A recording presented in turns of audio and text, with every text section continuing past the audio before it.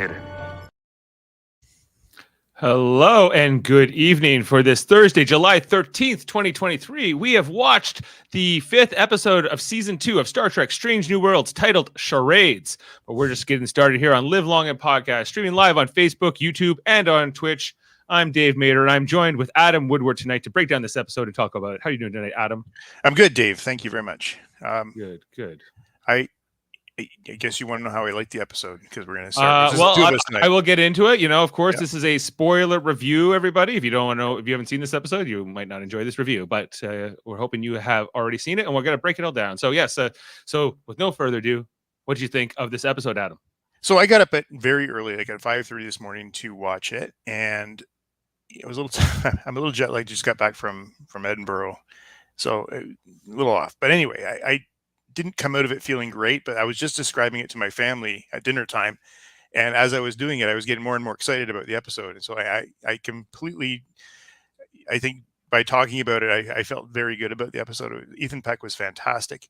I didn't see this one coming at all. This was a very unique episode to me. Okay. So, well said. And I got a lot of different thoughts on this episode. I guess I'm going with where is this going with Spock and Chapel? Because you haven't liked this. Like a couple of weeks ago, we were talking about it. And you haven't loved this love story. It's not that I would like it in a vacuum. It's the problem is this show is a prequel to Star Trek, the original series, which started it all, right? And Spock and Nurse Chapel are two very prominent characters in that show. That show takes place 7 to 9 years after this stuff, right? About 10 years. And I just don't something's good. I guess we know that Spock is going to try to marry T'Pring in Amok time, right? You know, he's going to show up and she's going to reject him and they're going to break up. We know that Chapel and Spock are going to kiss in that 3rd season episode where they're kind of being controlled by those weird Roman guys and made to do things. But then they kiss and Spock kind of admits that he has feelings for her and all this stuff. And so I'm like, and ultimately they don't end up together as far as we know. So it's like they're going to go through this romance, but ultimately Spock is going to go back to his Vulcan obligations or arranged marriage eventually. I don't know, like that. So the thing is, I don't mind. I like this romance story. I like these two actors. I like if this was about another Vulcan, and another nurse on a Starfleet ship, I wouldn't care. It's just because they chose, they're retconning these characters as they're going. So I'm always trying to understand how this informs it. The characters that don't lead into the next series, like Ortega's, even Pike, because they just have to make sure Pike has the accident. It seems like, and other than that, they don't have a lot they have to worry about there. Spock has the most. Uhura is again a character that is going to if she's present for all these events, then she's then you got to factor that into things. You know what I mean? Like, it's just that these are existing characters with existing lore. This is not like the Kelvin verse, like with the J.J. Abrams movies, which explicitly said this is like a different timeline, a different reality. We don't have to follow those rules, and I would be fine with that too. It's just that these are like my nerd nitpicks that I get into. But I get it, and I think when you think about when that show was the original series, 1968, I think it started, right? 67, 68? 66 starts. 66, yeah. Thank you. And times were different. They were really, at that point in time, and I guess when you're thinking about the writing of the character Spock and what they're trying to do with him at that time was really set the difference. Like what he's half human, sure, but he's adopted his Vulcan self, no emotion, and he really sticks to that, Yes. And it's not until the movies where you start seeing, the friendship evolve, and certainly that accumulating in Wrath of Khan. But yeah, like sometimes this Ethan Peck Spock for me doesn't feel like the Leonard Nimoy Spock, but I'm told that it is the same Spock, and this is just his backstory. But I think it's we know what Leonard Nimoy Spock was. Mm-hmm. and we know, especially if you've watched the original series, you certainly understand that character. But I guess now that we know him, are they trying to make him a little more? Well, they are. They're doing it. They definitely are. Human Yeah. side. And I think generally people will like what they're seeing so far because he's still struggling. He's still struggling between both, you know, races or cultures, uh, and they even did it when you consider back to the short treks when he first met number one, Yeah. and he smiled and laughed with her in the turbo lift, Right. It was singing. singing. Yeah, Yeah. Doing the whole thing. so this is Yeah. not Like, a new thing. I mean, they've done it since they've introduced this character. And even when he came on Discovery in the beginning, he was again struggling with something. I can't remember what at the time, but he was very subdued and angry and whatnot. So and having gone through those 79 episodes of Star Trek the original series, most of them with you, I think we did most episodes together in that podcast series. We did mostly over the beginning of COVID. Like I felt that I got to really know these characters, Spock and Kirk and all of them. And so when I see like this version of a character, I'm like, I don't recognize this character. For instance, in this episode, Spock's eating bacon, right? Because he doesn't have his Vulcan side anymore. I'm like, it's not because he has Vulcan blood or a Vulcan dad that he's a vegetarian. Like, that's also a philosophical choice that Spock makes. And just because he's now physically human wouldn't, even now, just because he has emotions, he's not lost his reason. He's not lost like what he believes in. No, but I think they did a good job explaining that today. He's like, he's being, today overwhelmed with emotion. It's like a wave. It's hitting him hard. He's an adolescent in some extent. Yes. I mean, that particular scene with Kirk, and he's losing his shit over, his crumbs on the counter or on the table there. That was good. Comic. It was a funny scene. I bought that Spock would do that if he had no emotional control all of a sudden, and I even bought, so in some of these things, but Spock eating the meat thing, even though he does that in one of the original series episodes where he goes back to that caveman time. He's with that cave woman girl, and because he's in a different time, he starts eating meat. He's like, I eat the meat and I enjoyed it. What's wrong with me? Here, let's bring in our vegetarian to kind of talk about that aspect of the episode. Davan Skelhorn coming to us from beautiful Nova Scotia. An hour later where he is, of course. Thank you for joining us, Davan. Sorry I'm late. Remediations have been made. There's no further need for Of course. He's gone. I left that calling card. Well, all right, I'm back. Okay, so Davan, we just had our first 10 minutes was just talking about how I was like, because this show's a prequel, and I'm like, this, we've talked about this in a bunch of the other episodes here, like Spock and Chapel, and also I think Uhura, like these are characters that lead into the next show, and so that we know these characters the most, and so like I'm like with the other characters on the show, I'm like I don't care so much what they do with them, right? Like they can, they have a lot more freedom, And so with the Spock and Chapel, they're like, guess what? They were in a full blown smoochy romance. Like Spock broke up with T'Pring. It was a whole thing, and we'll see where this goes for the rest of the season. But what was your reaction to it? I like this episode, but I do have some nitpicks. I'm not all in on the Chapel Spock stuff. I like their relationship. I think they have a ton of chemistry. Yeah. On screen. I like those two actors a lot. Ethan Peck, he was hilarious in this episode. Yeah, he was. He was really funny. Really good. Yeah, he nailed it. He nailed that whole, the whole dual struggling with the, and new to emotions. It was fantastic. I think it was really good. I didn't like it this morning, Dad, when I first watched it. I got to tell you, I was a little soft, but I was telling Dave, I got talking to my family at dinner about it. Yeah. And as I was describing the episode, I was getting more and more excited about it. I want to watch it again. Yeah. So. Well, my last nitpick really bothered me, and it probably was bringing my rating down some. But the more that I think about it, the kind of less it bothers me. I'm sort of justifying it to myself in my own mind, which I can spoil the ending if you want to hear my other nitpick. But go ahead. We're just high level, everything that T'Pring's reaction seemed a bit abrupt to me. Like she's basically sort of breaking up with Spock, or at least wanting a separation, because he didn't tell her that he was human for a brief time. It was more. I think there was more to it. Like there was the whole last season and in the episode where they did the kiss to fool the pirates, and then but she saw that was the beginning of the suspicion. And I think with this thing where she saw the look, she's onto the chapel thing. She was onto the chapel thing. She was seeing this, and she was. Well, then I take it all back, and this was a great episode. Yeah, I think she was aware of it, or at least highly suspect for it. So, it seemed we always have these episodes that the Vulcan character has to act on Vulcan. We knew Ethan Peck was going to get some of these. Tuvok had probably 3 of those episodes. This wasn't a bad entry into those particular episodes. Yeah, absolutely. Oh, let's see if I can. Remember Rage Tuvok? Tuvok was like super angry.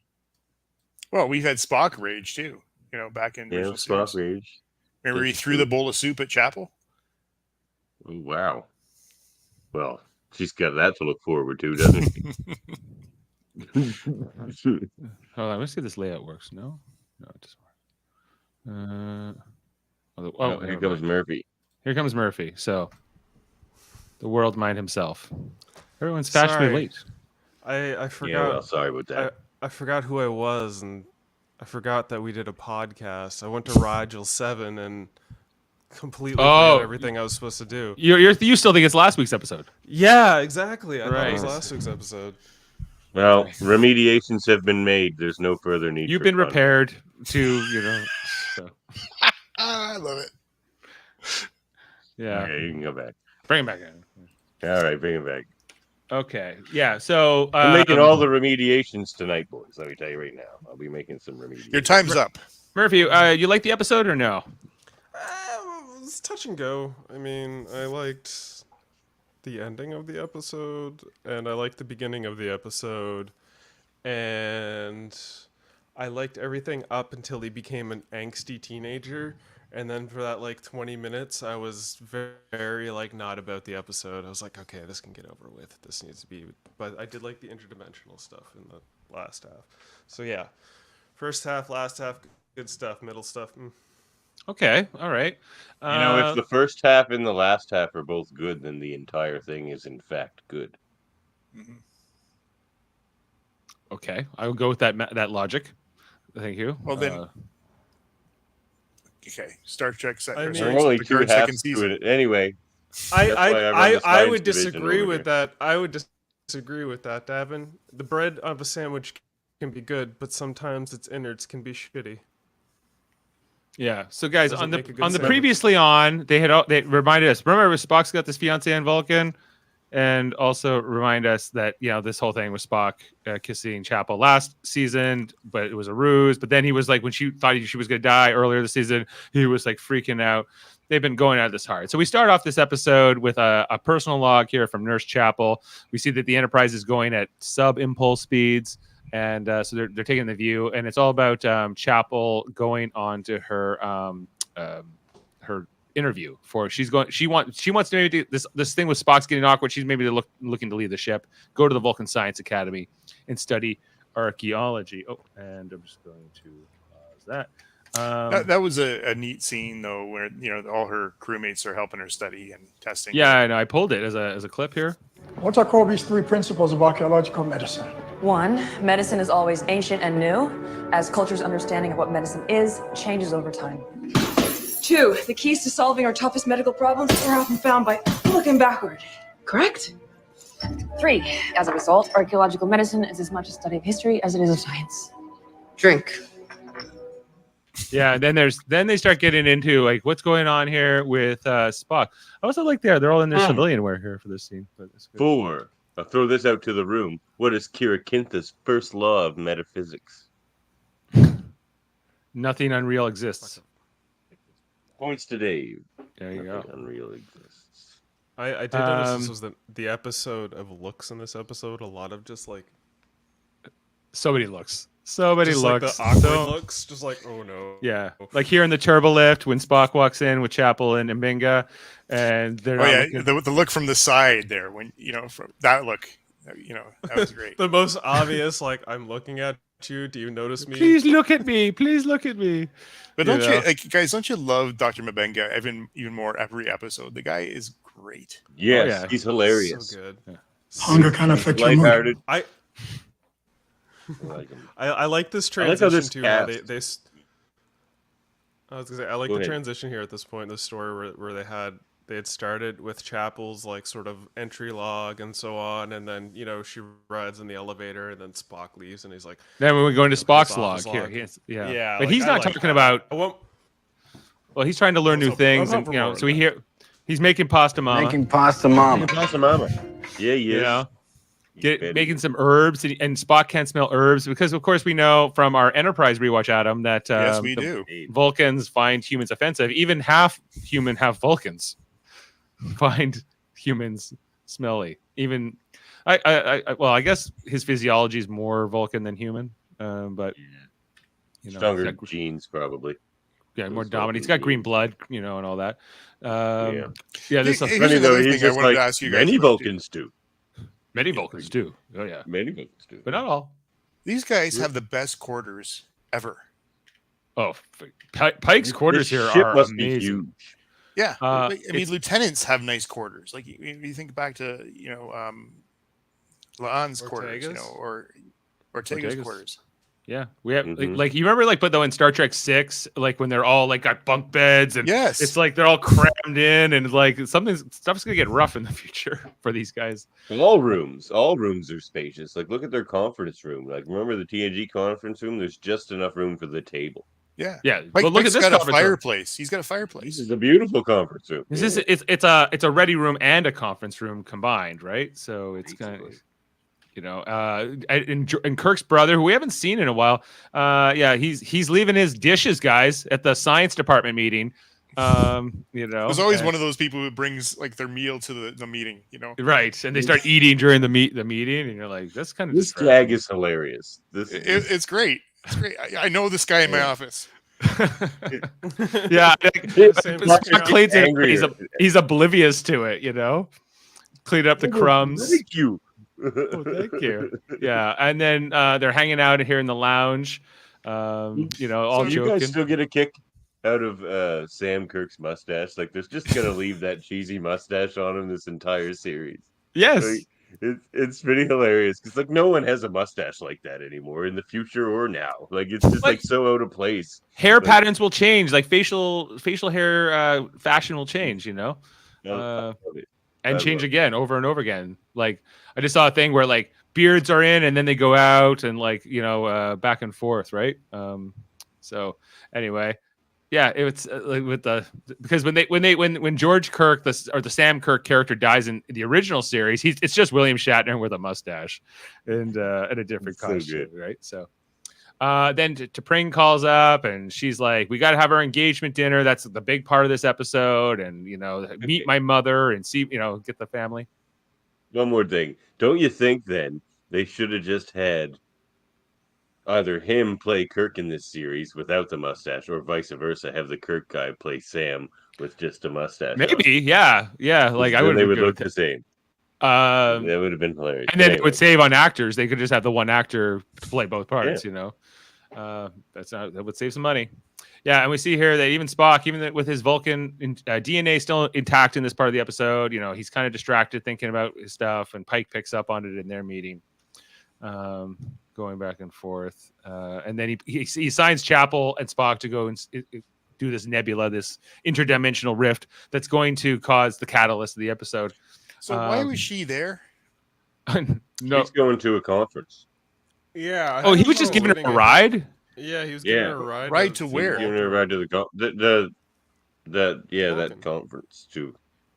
She was going to the Vulcan Science Academy for the interview, and he was going to go there for the. I guess the Enterprise was going there for a couple reasons. Although, it's odd that they're the only two in the shuttle to me, but that there's not at least somebody else on this mission. But yeah, it just creates this awkward kind of moments here. And she asks, "Are you avoiding me?" And there's kind of a weird, thing. Of course not. And Spock's not gonna, because Spock's a little bit more oblivious. There's.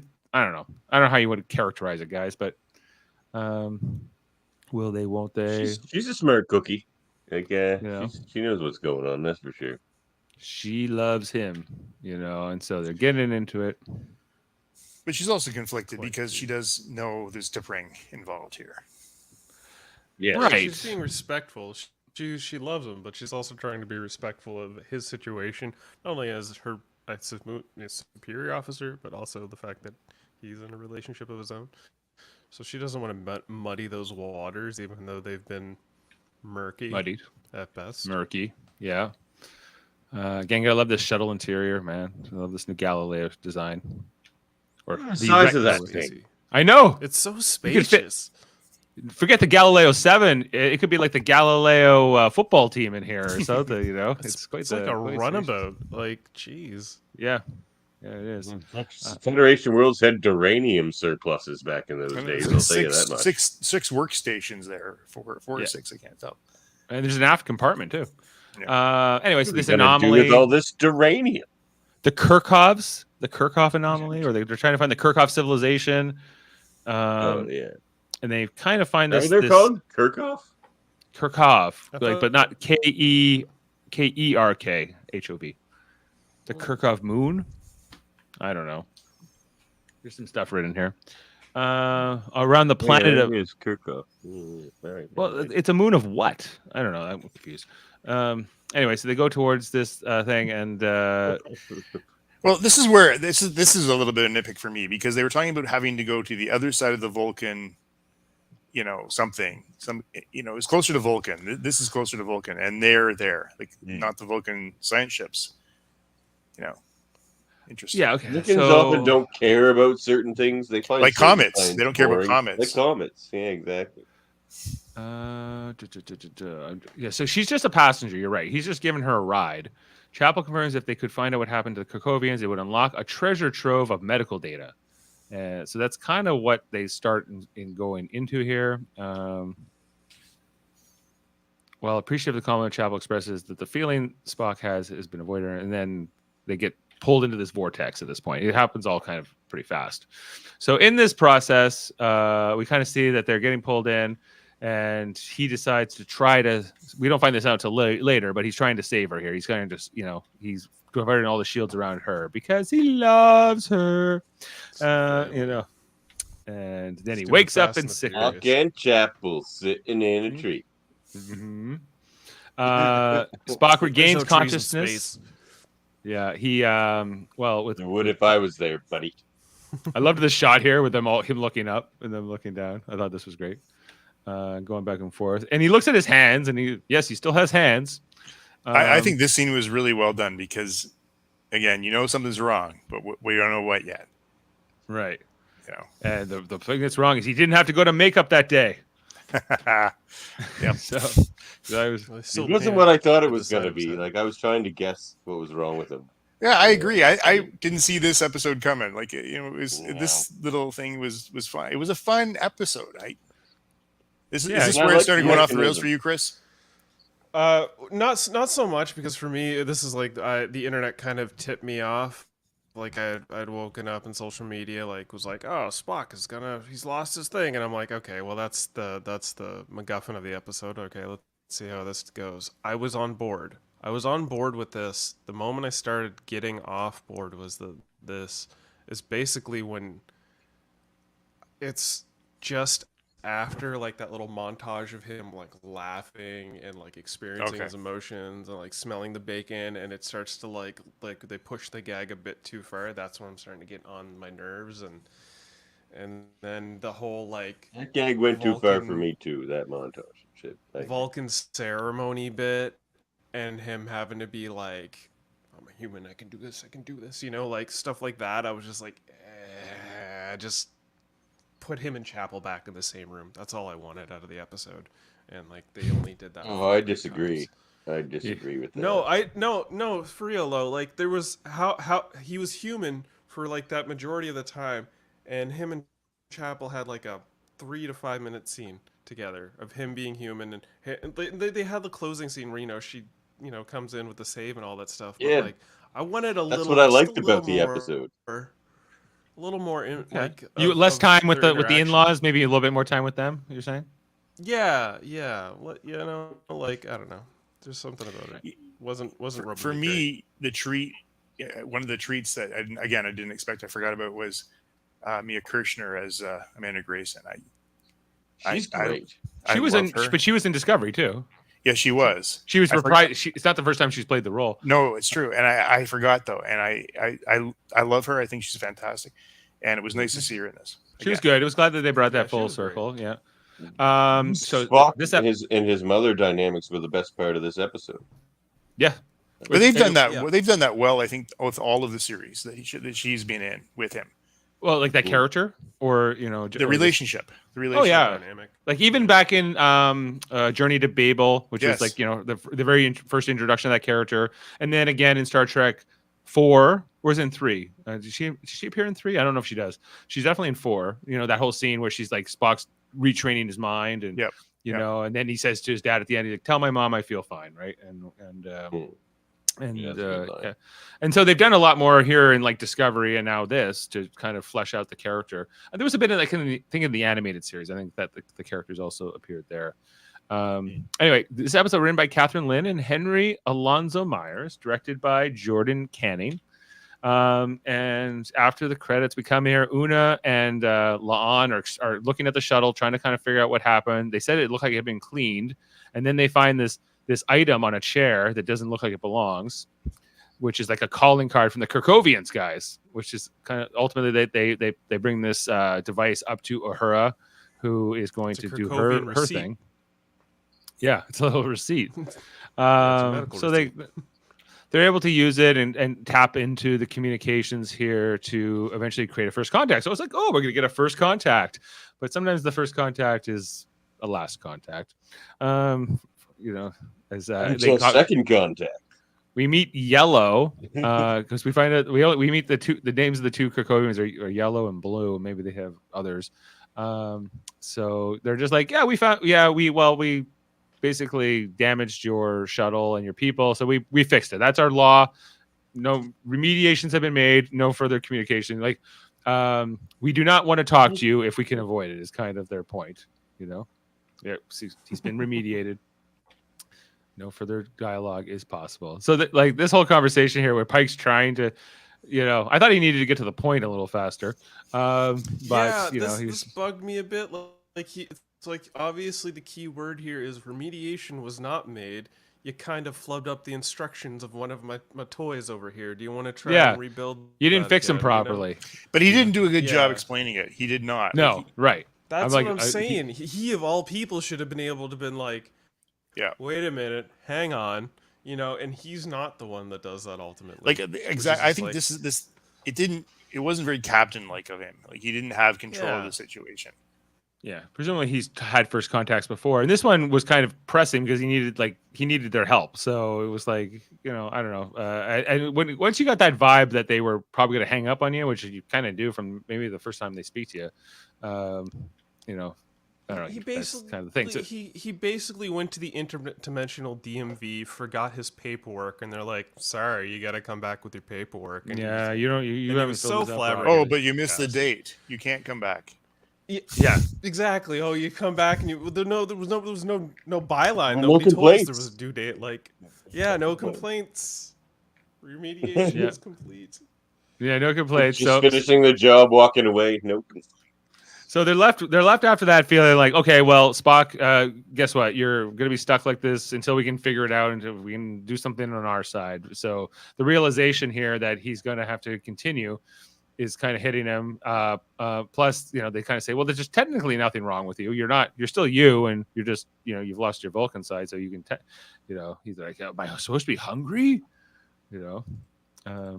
Watching it now, enjoying it so far. Yeah, I enjoyed it. I thought like Ethan Peck's very good in the episode. All right, he's great. Yeah. I just have to try to forget, or try to not worry about this performance versus Leonard Nimoy and the fact that they don't seem to be the same person at all. But Well, I mean, it's Yeah, quite- they don't seem to be like the same person at all. well, I mean, But that's it's okay. supposed to be Like, an I don't have a adolescent problem with Spock. that. Yes. Yeah, it's an adolescent Spock in a sense. He's not like adolescent in the fact that like he's younger than what we're all familiarized. only with. 10 years. Hey man, 10 years a lot can happen in 10 years. Well, that's true. You know? That's true. As Beverly Crusher says, a lot can happen in 20 years. 20 years. Yeah, you become like super efficient with the phasers of the Enterprise D, you know? Right? Though, and I do like his portrayal a lot. I do too. Like I was saying this to Adam, you know, in a vacuum, I love it, you know, but because it's a prequel and this is canon, I get hung up on this stuff, and not everyone does, you know, and the people who don't seem to get frustrated by the people who do. I'm not frustrated with you, Dave. I just don't see the big difference. I mean, I think, again, this is what I said earlier, guys, is that Star Trek original series was written in the 60s, for crying out loud. They're trying to identify Spock as what he was to us. And we learned and grew up with that Spock. And now 2023 comes along and they're writing him a little differently. Yes. I think it's okay. It's working for me. I'm working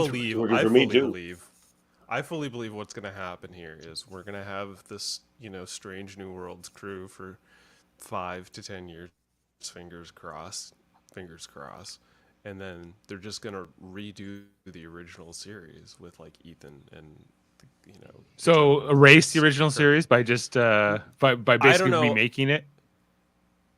Maybe not so much erase it, but you know, they're gonna remake it. They'll probably want to reestablish the characters and the IP and stuff by rebooting it, much like they've done with like Spider-Man films and Batman films and stuff like that.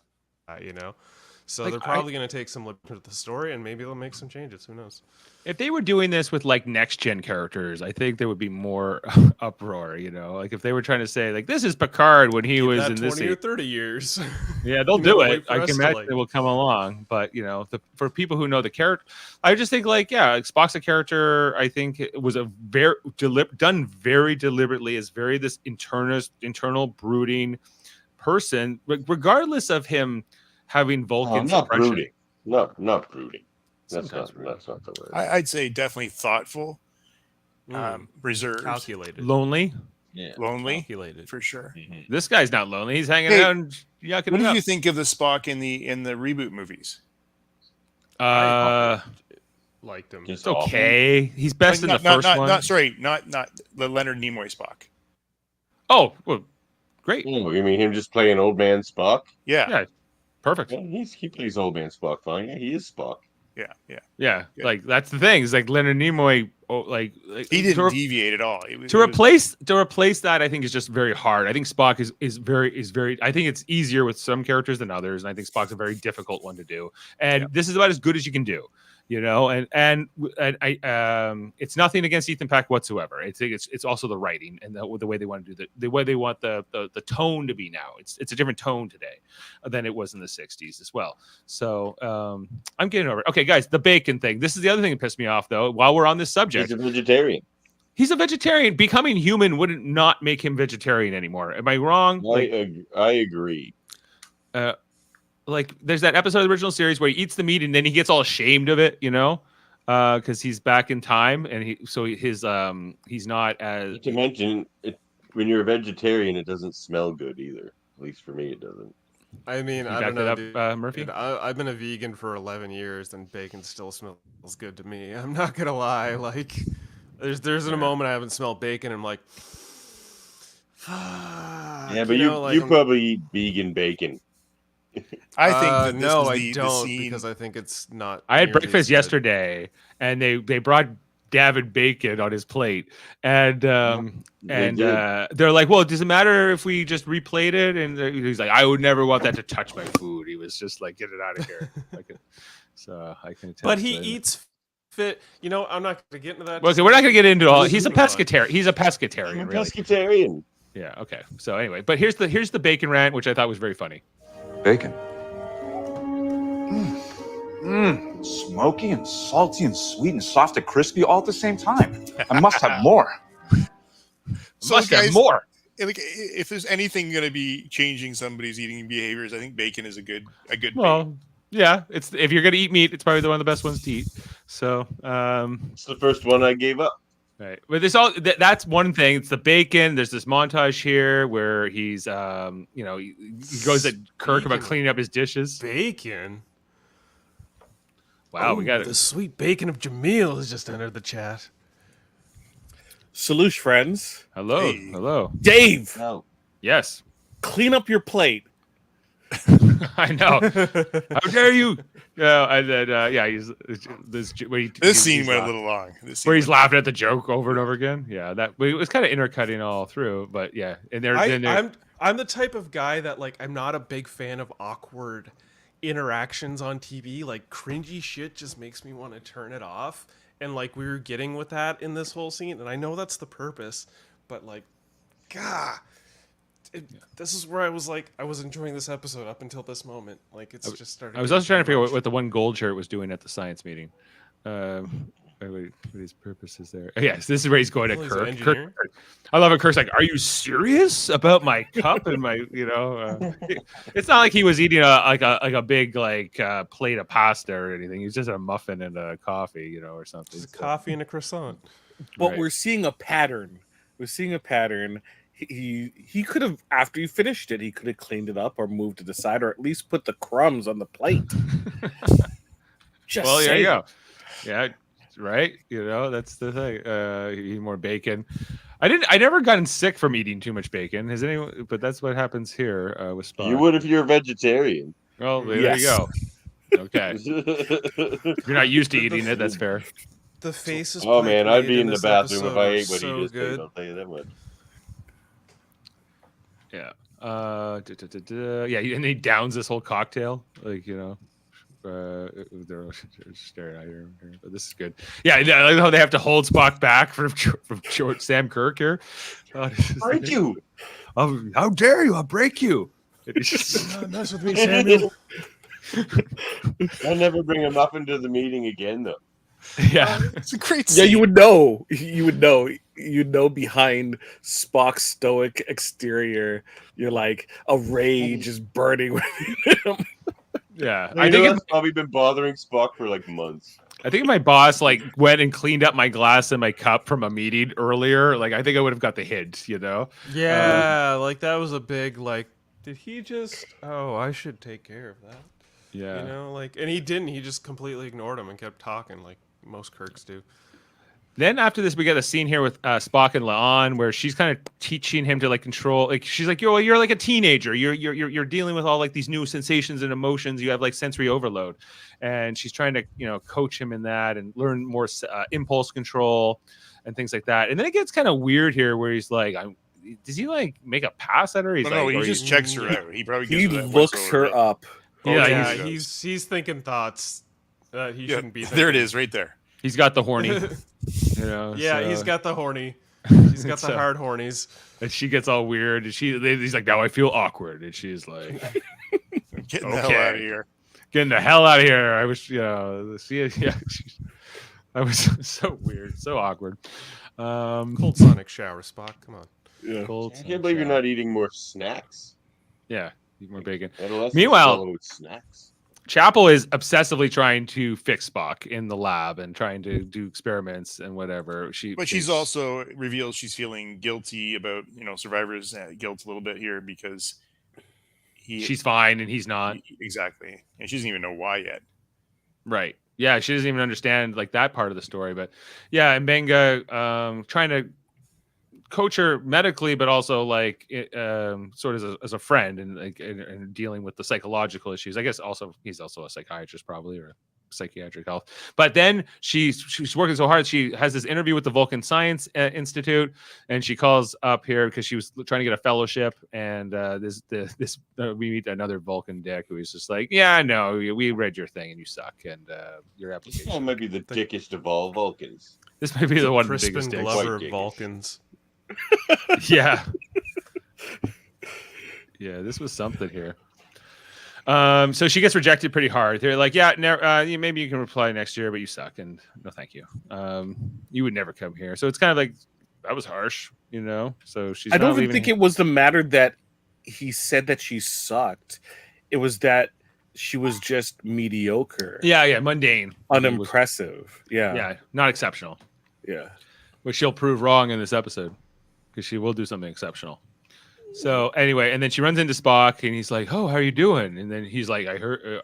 Does he know about her not getting it, or he finds out here, and then he's like, just empathic enough to kind of piece it together, because he knows she's trying to apply. She's obviously looking kind of down.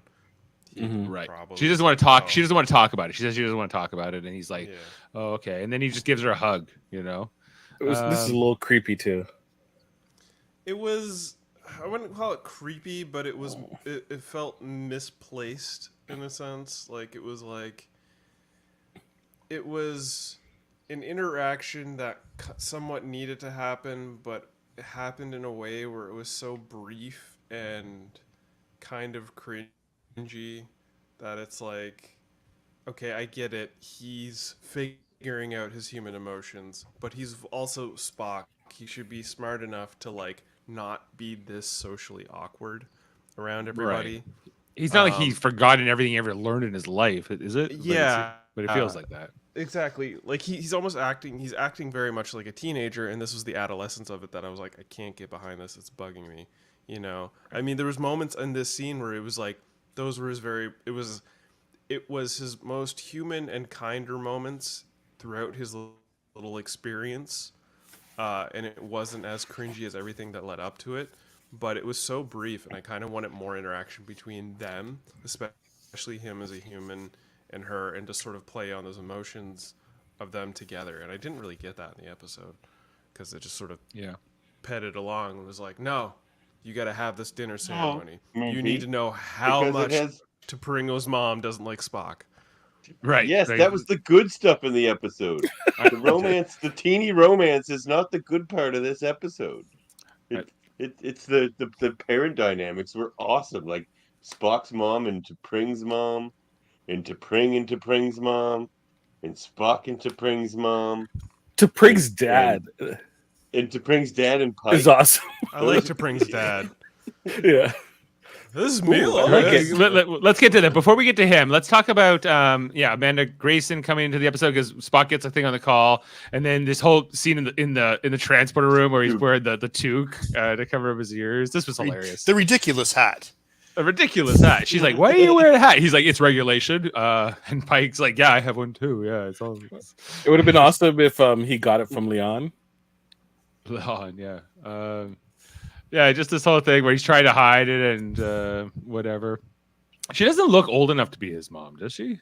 No. Yeah, I think so. Yeah. Mm-hmm. I guess. Yeah. All right. Anyway, just this whole awkward thing where she's kind of like, he's trying to say, I don't know, because the family's coming. We have to do the engagement dinner. We're going to do it on the Enterprise now is the big news we get in this scene.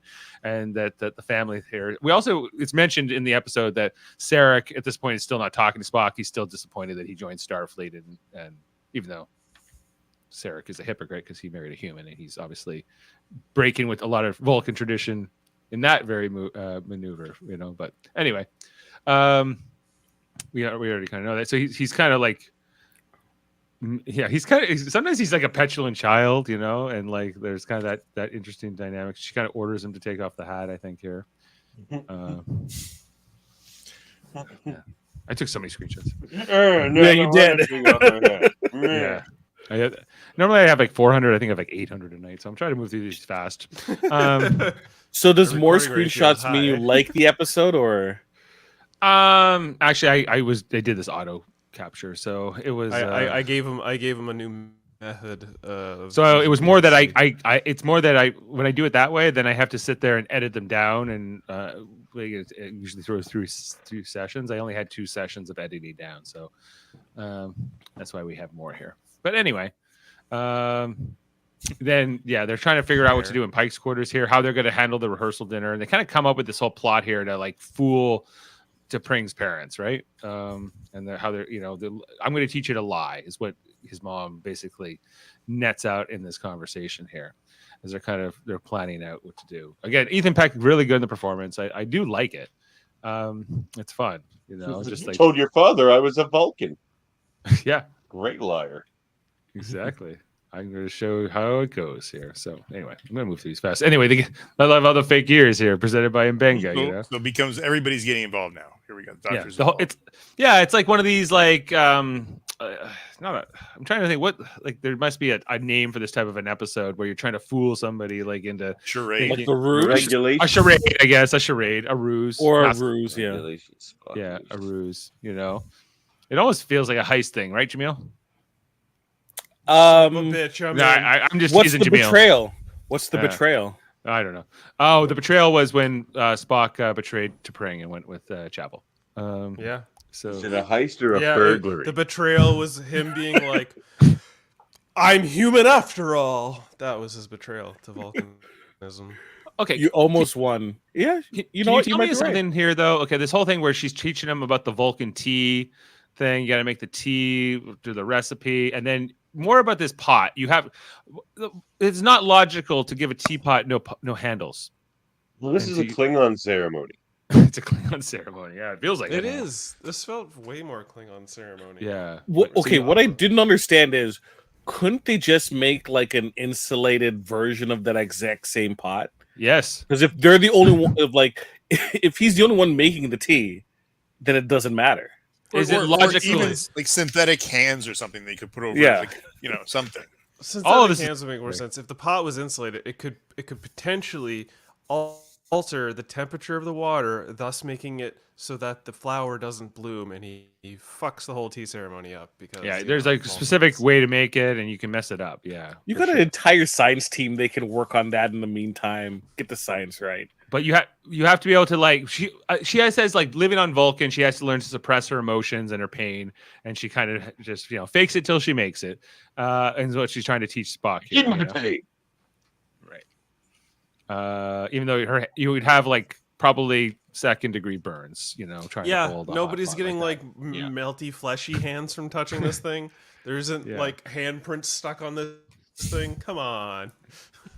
But So hey, I wonder if there's like a Vulcan version of Hot Ones where they have like various pots with like different They go- temperatures. once you can hold like magma in your hands or like Yeah. something like that, then that's the true test of Kalinar.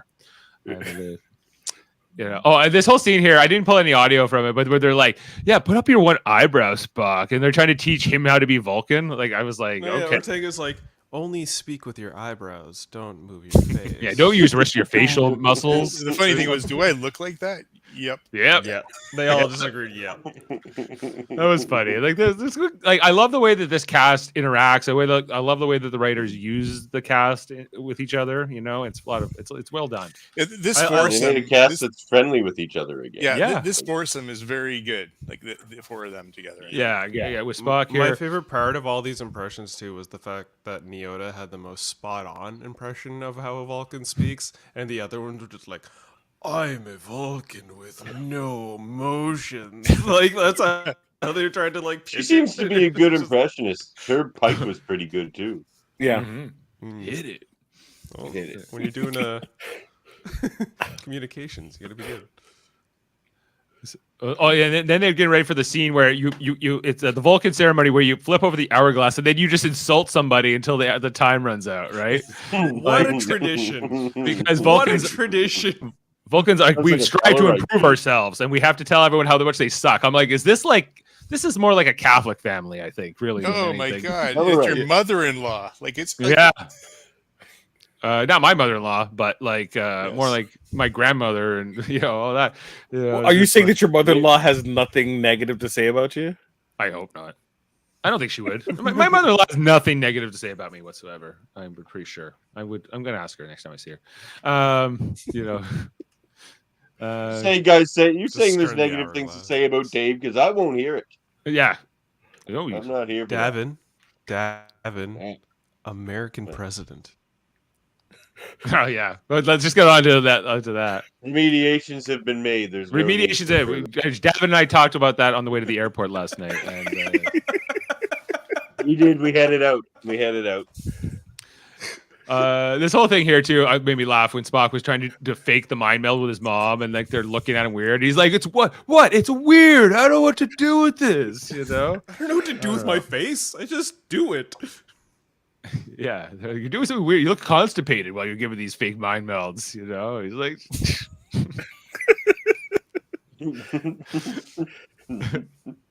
He's definitely great in this episode. He's got comedic chops. I got to tell you, He really does. Too bad he's mostly not going to get to use them.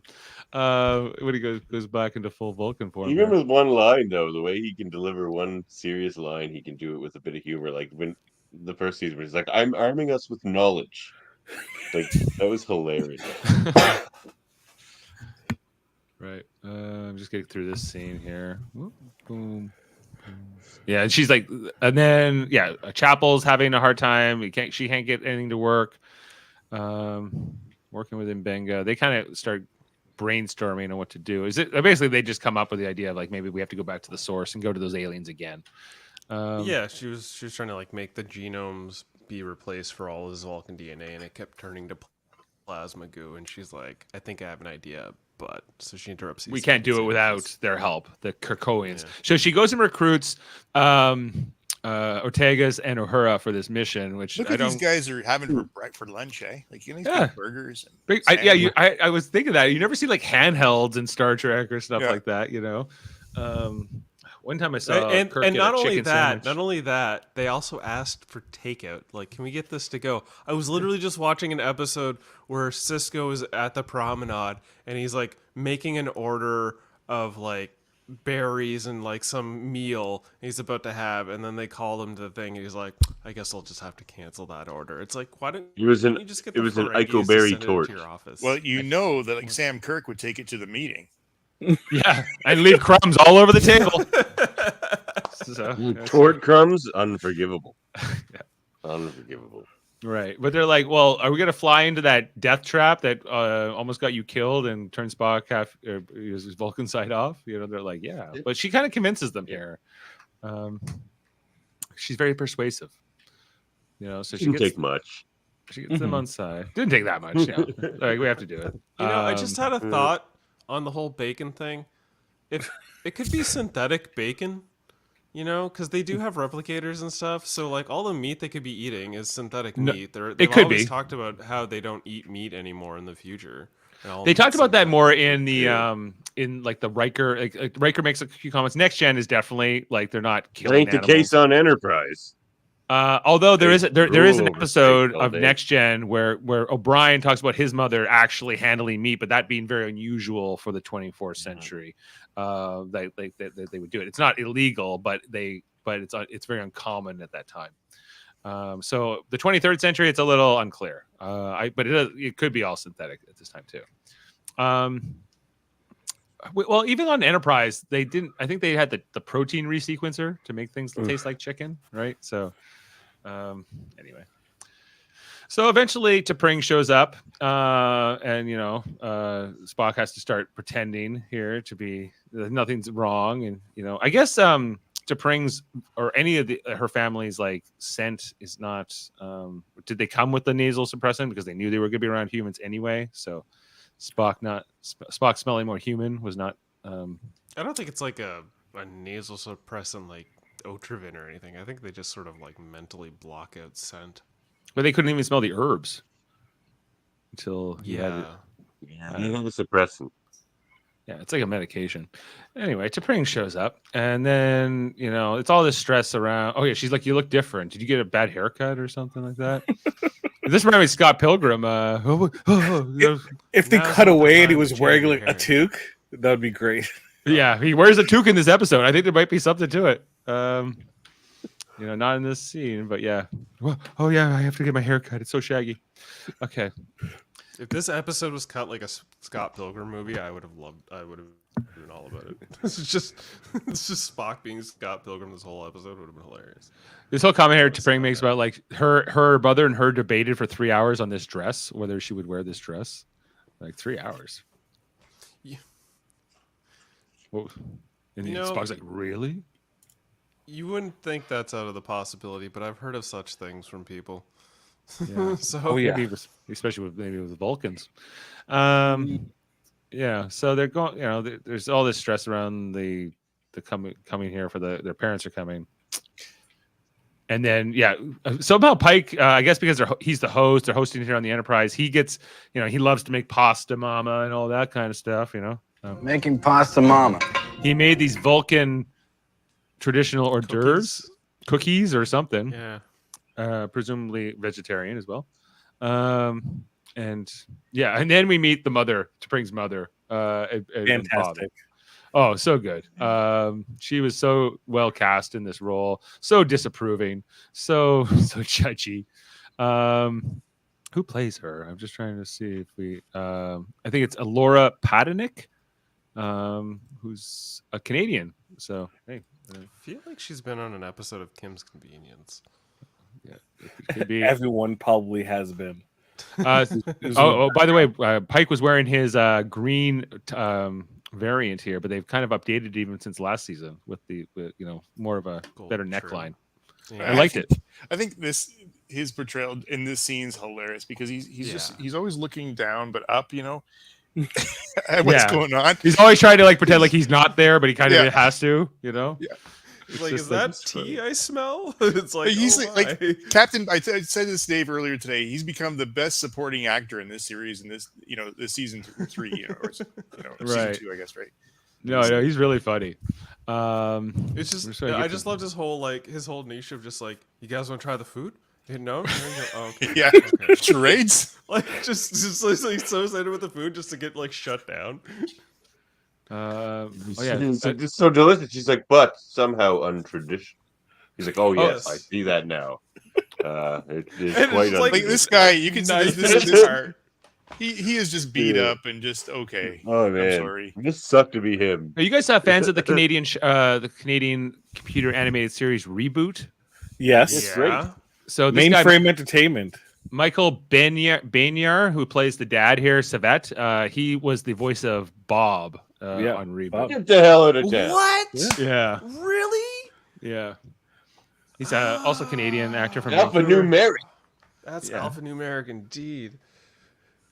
Yeah, he was so funny. Like some great the way he played the passive husband to this kind of dominant Vulcan wife, So Damn, I'm gonna go back and listen to his voice now. yeah, how about you try these hors d'oeuvres? Yeah, and him serving them here. And he's like the guy who just is so like fun to be with without his wife around. Yeah, I mean, like his wife's not around, but once his wife around, just this whole moment here, I pulled. We all know that guy, I made traditional Tevmel for the occasion. Oh, Jaemeel. These are delicious. But one could hardly call them traditional. That is true. They have diverged from tradition a bit. Twist is far too elaborate. The black is not fresh. And it seems to be salted. I did not realize. I did not. So funny. The delivery is great. Diverged from tradition a bit. And the twist is too intense. Like they could hardly call them traditional. No appreciation. Like who's Pike here just seen probably worked Key up and all Peele? night to do this, and now Right. Who's And they're not here good. Has watched Key and Peele. There's that one skit where Key and Peele are in the basement and they're just like, and I walked up to her and I said, That's it. that's this guy. It's not traditional. That's what I said to her. And I still said ate that. cookie. So the whole thing here was next comes up was Chapel and Ortega's and her decide to fly into this anomaly, talking about how there's a storm, but it's kind of like going into the ocean. If you're under the ocean, you can survive the storm. Sure. Under the sea. Yeah, but you don't want to go too deep or you'll get crushed. We've saw a whole movie about that recently. It was a real life event with a sub going down to the Titanic, I think.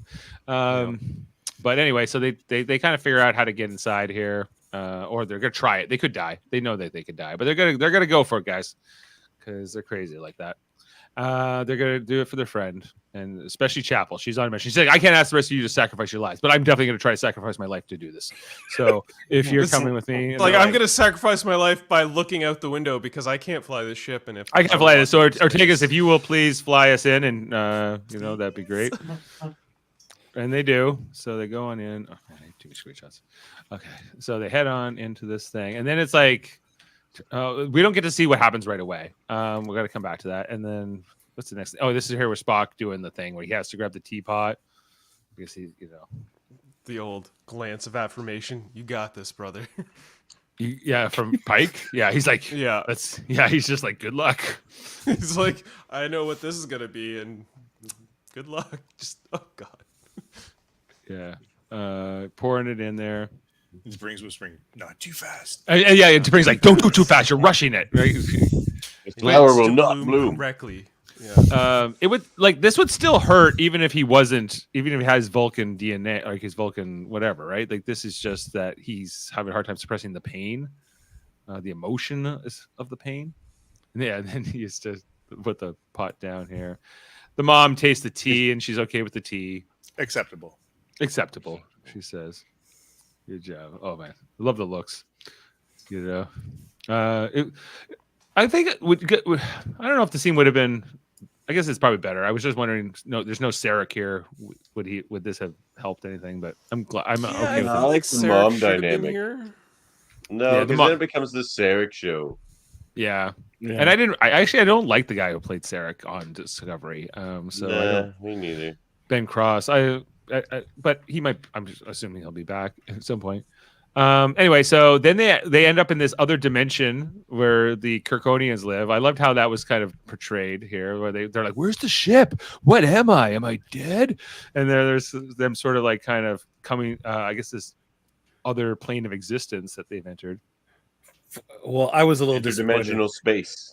I was disappointed. I wanted to see a whole bunch of strings that led to another side that was a bookshelf. I was just thinking because this was so interstellar, fourth dimensional type of construct I universe.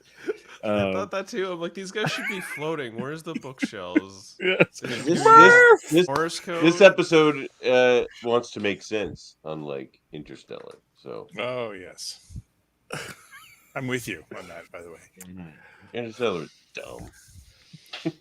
Murph, I love Interstellar. It's great. I've never seen it. Don't bother. it's a long movie. It's a great. It's one of Nolan's best. Okay, I've got two conflicting opinions here. So no, he said it's one of Nolan's best. Well, right, and you might both be right. So anyway, so they ask for help for the Kirkonians, and they're like, no, because they don't find Yellow. They talk to Blue, and they're like, no, remediations have been made. Please come back. Talk to Yellow. They're like, can we just like? Can we talk to Yellow? Yeah, and then they're like, fine. Can we talk to your manager? They're being Karens, I guess. Interdimensional DMV. We'll be right back. Right. The next ceremony is, I guess, this honesty ceremony, right? Where they tell each other what. And Amanda doesn't really want to say anything mean to Pring or honest to Pring. So that your mom sucks. Yeah. And then the mom goes at Spock. I think oh yeah, just like I love when Pike just takes a huge shot of whiskey while she's in the middle of her thing. I'm sure I have that. He's very uncomfortable. So yeah, they flip the time, and she's like, "I am ready." And then it's where's the speech? You suck. Okay, you got the speech. Spock, you are a disappointment. Ooh. You have turned your back on your planet, your people, your family, and our daughter. While many Vulcan men would stand willingly at T'Pring's side, you abandoned her for months on end. Thank you, T'Pring. I am not finished. You disrespect your family name, choosing Starfleet over all else. Your father Sarek is correct to shut you out, to not embrace your choices. No. It is only logical to conclude that you have failed him as a Vulcan and as a son. You simply do not deserve our daughter. She should have quit while she was ahead. Yeah. And your time for Pictionary is done. Right. Just Pike, she goes on to talk about his flaws. It was much like 2009 Star Trek, where Spock was being held up against. He's admitted into the scientific academy, but he says no because they call him. He's flawed. Oh, and Spock says. So Spock excuses himself to the bathroom. A Vulcan should have a more resilient bladder. That was a great joke. Yeah. Because I thought the same thing. I'm like, Vulcans would never do that. No, not in Vulcans the go get up and go to the bathroom. Like, Vulcan shove them, but apparently, but it's acceptable. They don't stop them. no. It's it's not like trying to hold a teapot burning hot, or whatever. Well, it wouldn't be logical to stop him if he needs to go to the bathroom. It's like, no, you must stay here, and just starts leaking on the floor.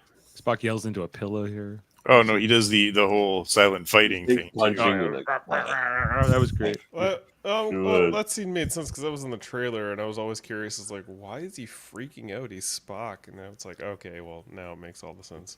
Yeah, you met his mother-in-law. Yeah. And he calls up a main guy. He's like, "You got that cure yet? I need a cure." Right? He's like, "No, Chapel's working on it. Chapel's. You've had a setback. Yeah, Chapel's trying to kill herself to cure you." Oh, wait, what? Okay. Yeah, Still waiting to talk to Yellow. Yeah, so the Yellow comes, I think. Yeah, but I was expecting Yellow to look yellow. Yellow is blue. Yeah, that was confusing. Now serving number 49. The colors are a designation, not necessarily a name. Or they're a descriptive, yeah. It's not very descriptive. No.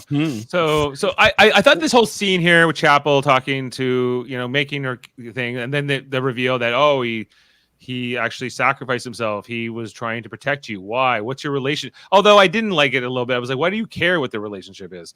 Gary, this is the part I wanted to nitpick hard about the episode.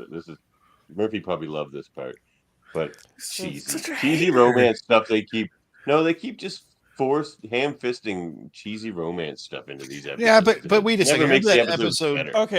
Okay, this part I liked when it was all like, but he shielded you and he does that. I was like, okay, I did like that emotional string, but again, the whole the connection isn't deep enough. But what is he to you? But what is he to you? No, but seriously, what is he to you? No, we've asked you 5 times. What is he to you? That got to me. And she answered 5 times. She said, "Friend." Yeah, friend. Yeah, he's my friend. Friend, I said. Yeah, but the two others are like, dude, really? Ortega's in it. Yeah. You know what they're fishing for. Just say it. They're like, "Are you for real?" I like that they were present just to help her kind of get there. Yeah. And it's so cheesy. They're interdimensional beings that are obsessed with corporeal romance. Yeah, I found it weird that they don't even want to talk to us, but they're curious about this. Okay. I'll explain it to you guys right now. This is what it is.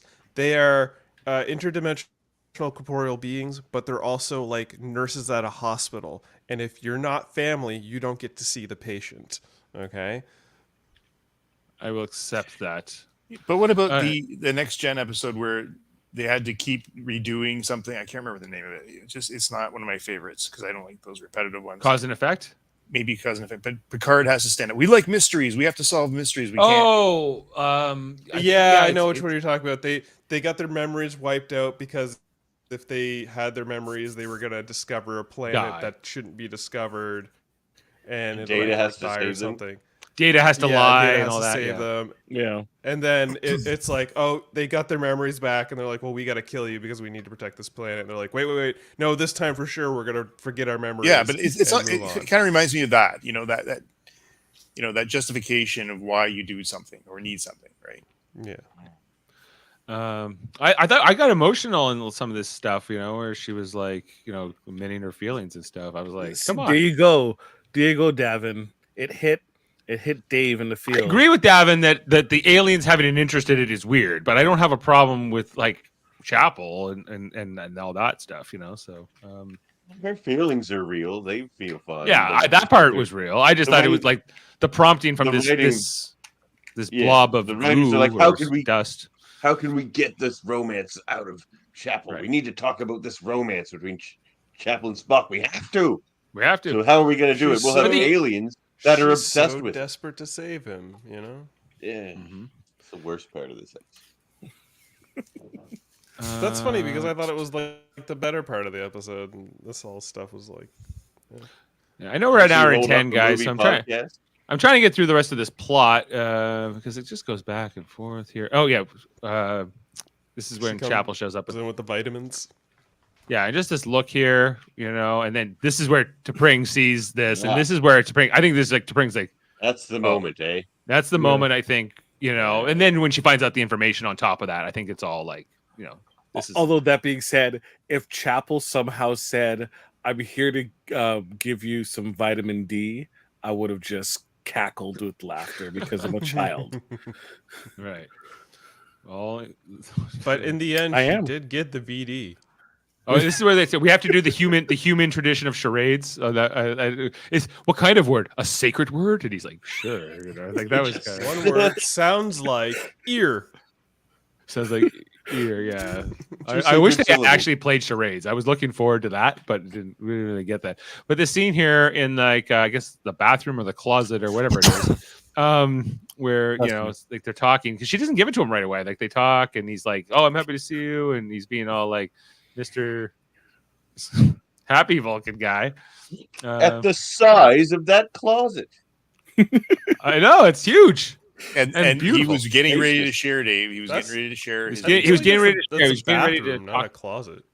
But is he not trying to marry T'Pring? I don't even understand. Or does he love both of them? Or what? He's conflicted. He has feelings for both. Yeah. Right. Sure, he does. But he's just come from watching her mother, and for the last hour. Right. If he's not second guessing now, he shouldn't. He should be. Chapel's mother's probably much nicer. How could she not She be? probably just smokes weed or something and like chills out. I think so, yeah. Doesn't care so much about tradition. Yeah. So The only thing she's twisting is joints. Yeah, and just when he's about to say something, like she hits him with the injection, and then he like immediately, I love how his face changed, and he's like, "I'm back to Vulcan." I guess all I of did his like this.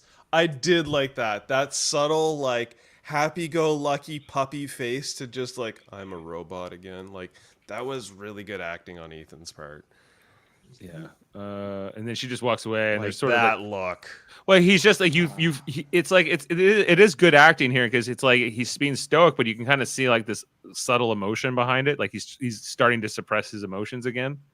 Yeah, she said it would take effect almost immediately. Almost immediately. Although I was curious, like, is it kind of his ears didn't grow back that fast. Actually, in the scene later when he's talking to Pring, you almost see like his ears slowly getting pointier. So he's actually able to do I guess he was able to do a real mind meld. He didn't have to fake the mind meld, and he got to see this memory of when he was a kid and he got to play with the Vulcans and he was accepted for the first time. And that was a happy memory. Oh yeah, and then the mom's like, T'Pring's mom's like, "That's dumb. That's a stupid memory." and even T'Pring's like, "The ceremony is over. Your opinion is not needed." I think. Did I pull that? She just needed to. Your acknowledge assessment the is not tribal required. chief. Yeah, no one asked you, Mom. So Just your acknowledgement. Just your acknowledgement that the ceremony is over. And which they do, and then he's like, "Well," then she insults him and says, "Well, your human heritage is it's kind of like that guy in Star Trek 2009. He was like, how'd you get in the Vulcan Science Academy despite your handicap?" And it's kind of like the whole same thing again. Well, it's exactly the same. Exactly Just the same way. Practice. He's like, "Would you like to know?" Except for the part, he's like, "Would you like to know that this has been a human the whole time?" And he rips off the ears. And does all that. I love this part. He walks in and then just turns around and walks out. Yeah, he was more hors d'oeuvres because the dad's really getting ready for more Telvna or whatever, And this is the most Star Trek episode scene, though. Like it's like the making the case for humanity is a very Star Trek theme. Yes, Spock sticking up for his mother against the Vulcans. That's very Star Trek. Oh, it's good stuff. It's good stuff. Yeah, It was making him angry because he was just insulting Spock's mother. Right. He was getting but he's slowly becoming more Vulcan and get back to his Vulcan self. As this is going. So once again, they were really making the Vulcans as a species look horrible. Like they've just Yeah, they're hard to admire. Yeah. Like you don't meet too many nice ones. It seems like, but I don't know, they're diverse people. I suppose. Yeah. So he stands up for him here, and then there's kind of this awkward thing here with T'Pring, and then we get a time jump, and T'Pring's like, "You didn't tell me about this. You told everybody on the ship what was going on except for me." We even had an episode last season where we talked about how we would trust each other. Right. So you can see it from her perspective for sure. Yeah, he tries to reconcile, but she doesn't want it. She's saying no dice, and they decide, I guess, to end it. Then Chapel calls up this Vulcan guy at the Science Academy. He's like, yeah, you're still not in our academy. She's like, listen up. I just solved a huge friggin' thing today, and I'm gonna write a huge paper, and you guys can. I traded medical information with an interdimensional corporeal being, and he traded medical information for my classic old school medical information, and you'll get to read about it in this medical paper of medical information. Okay. Yeah, she just tells this guy off, gets back at him for earlier. What kind of medical information? Yeah, what did you find out? She's like, you can read about it later. And then here we got the scene here with just Pike at the end with the whiskey, where he's talking to Pike and Spock. Commiseration. Whiskey Mama. Yeah. These are hefty glasses of whiskey he serves in his quarters, by the way. Yeah, those are definitely double shots. Right on. That's a lot. Yeah. Live that dream. He's not flying the ship. I like there's the goodbye here with Spock. This is where they talk about the memory, the MyML memory, and all that. And that was sweet too. It's very sweet. That was a good scene. Yeah, very nice scene. Really enjoyed it. Yeah, she's good. She's really good. Okay, the other thing, because there's a mention here. Remember, it was like established that she knows Pelia, right? The new chief engineer of the Enterprise, who conveniently is just not in this episode. I was like, why would you set up that they know each other just to tell us that Pelia is not here for this particular thing? Wasn't Pelia like distract from the story? Pelia was stealing something on Vulcan or something, or she had they had a throwaway line in it about what she was up to, but I kind of forgot she was procuring in the show things entirely. She hasn't been in an episode in a while, so it's been. She's still in general. Oregon? She's stuck in Oregon. Vermont. Oh no, Vermont. She's back. She's back. Yeah, it was Vermont.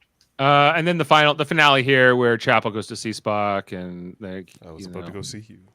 I was about to go see you because we see him getting ready to work up to go talk to her, and then she comes into his quarters, and that was awkward though because he doesn't tell her to come in. He just sort of awkwardly turns around and shuffles to the side a little bit, right? And just doesn't say anything. I mean, he doesn't need to say anything. The body language is all there. It's like, well, you might as well come in. I found you. Come in. Unless you want to just stand here awkwardly in the doorway, which had better lighting, admittedly, but yeah. But so they kind of go back and forth, and eventually she just he tells it. Me and T'Pring broke up, or we're on a break. We're on a break. I thought you were gonna drop like a line, and just constantly play it through this entire. No, we were on a break. Are they? Who was? There was Ross, Rachel, and then he goes off with Emily, right? And tries to marry Emily for a few scenes as friends. Anyway, that's a Friends tangent. But they kiss here at the end, and it's all smoochy, maybe even more than that. Yeah, they kind of have a break. And what does this mean? And she goes, I don't know, shut up. I think that was in the trailer, right? For the season? Where she just goes, I don't know, shut up. Yeah.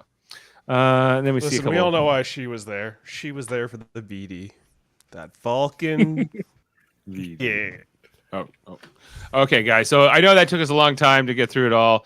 Especially for Adam and I, who have been here since the beginning and didn't come in at intermittent moments here. Oh, sorry. Did we cost you 20 minutes? Started to clean the kitchen. I was making remediations. No further contact is required.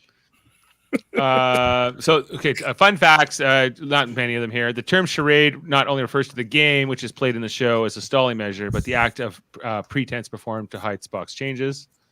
Masquerade.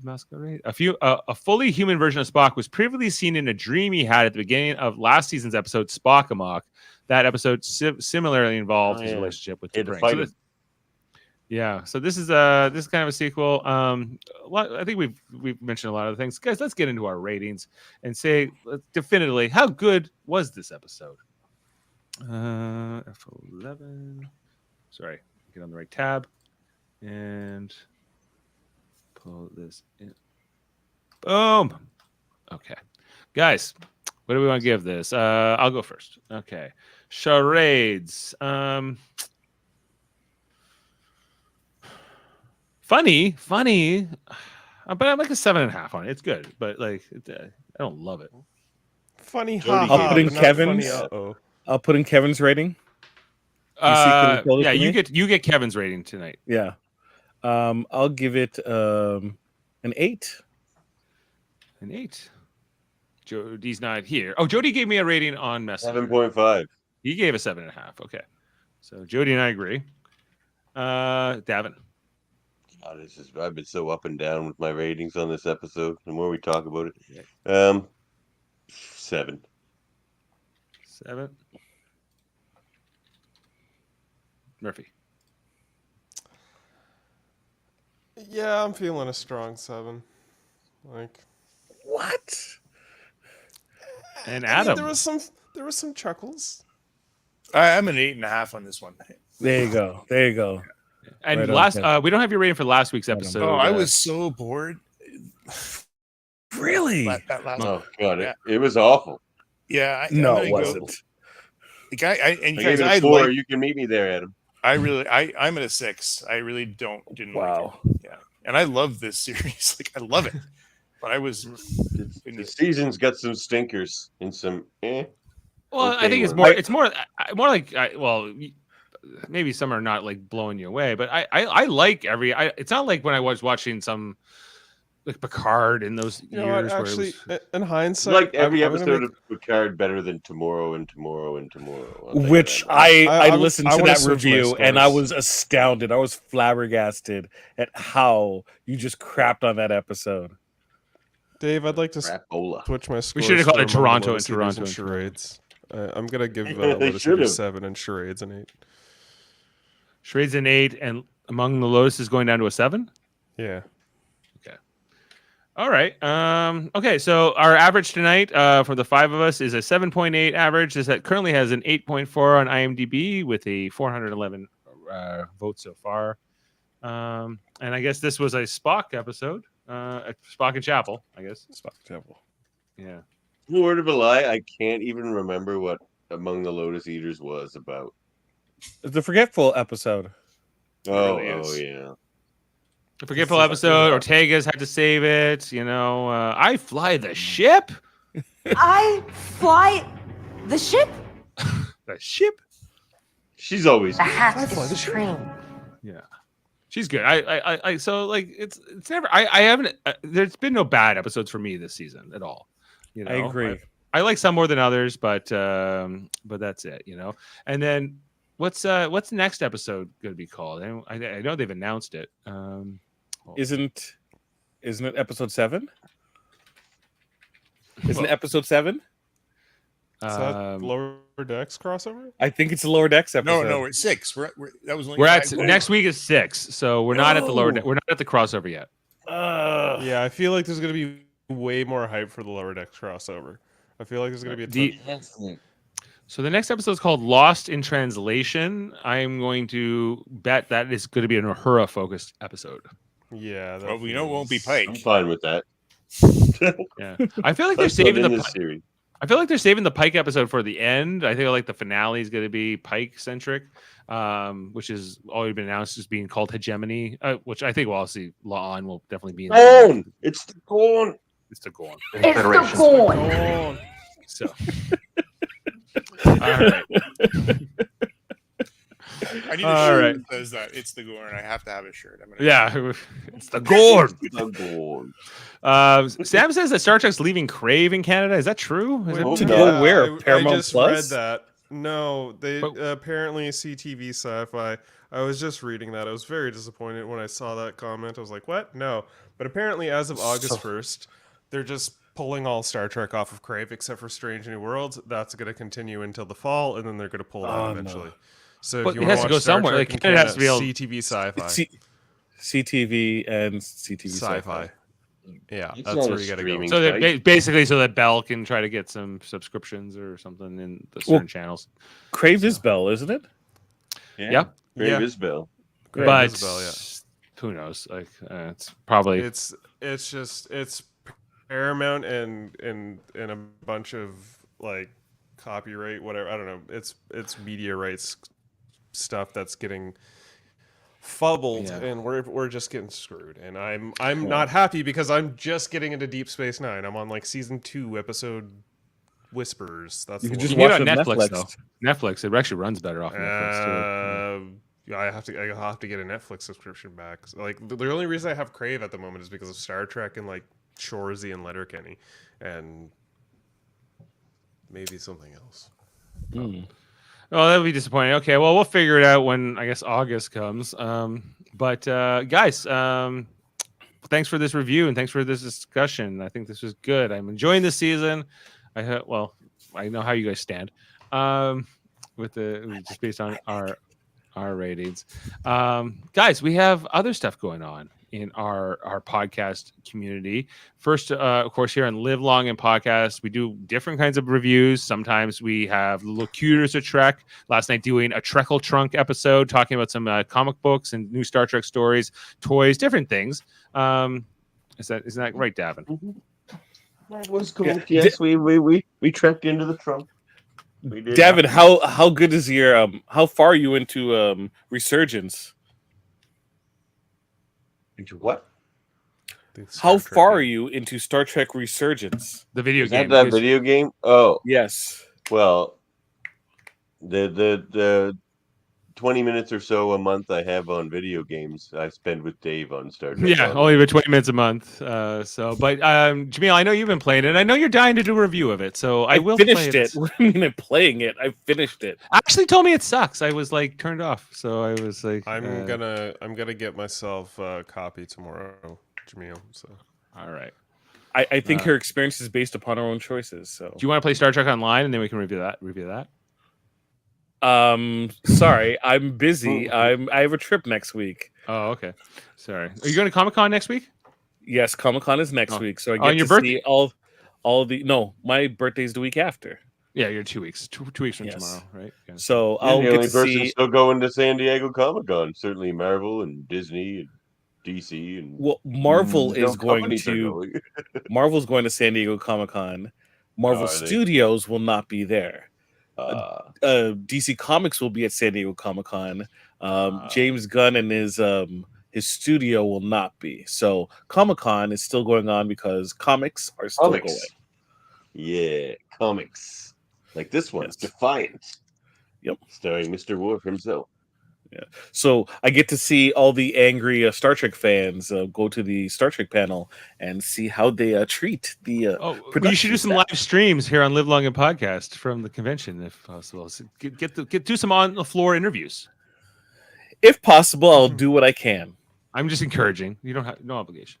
All right, guys. Well, so we have all kinds of different Star Trek podcasts here on Live Long and Podcast, this channel, but we're also part of a federation of podcasts, if you didn't know, called the United Federation of Podcasts, which has all kinds of different shows that feature a lot of the same people you see here, like Davan and Murphy. They have their show Hold Up, the movie podcast, every second Wednesday, talking about 3 movies and a theme. Recently, they talked about boats with Kevin Millard. Adam's on next. What do you guys got? What's next, Adam? And what kind of movies? Films. Disaster films. Why aren't you doing Volcano, Tommy Lee Jones, though? That's what I want to know. Because then they would have to do Dante's Peak as well. The coast is toast. Remember that tag?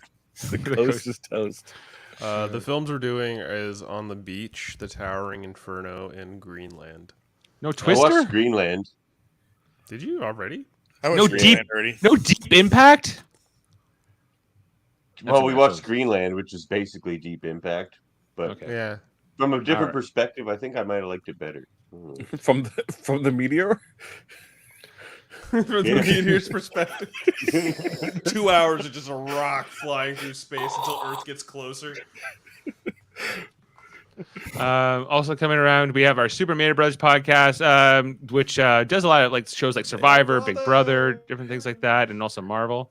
So we have part of the Marvel Mater Marvel Society.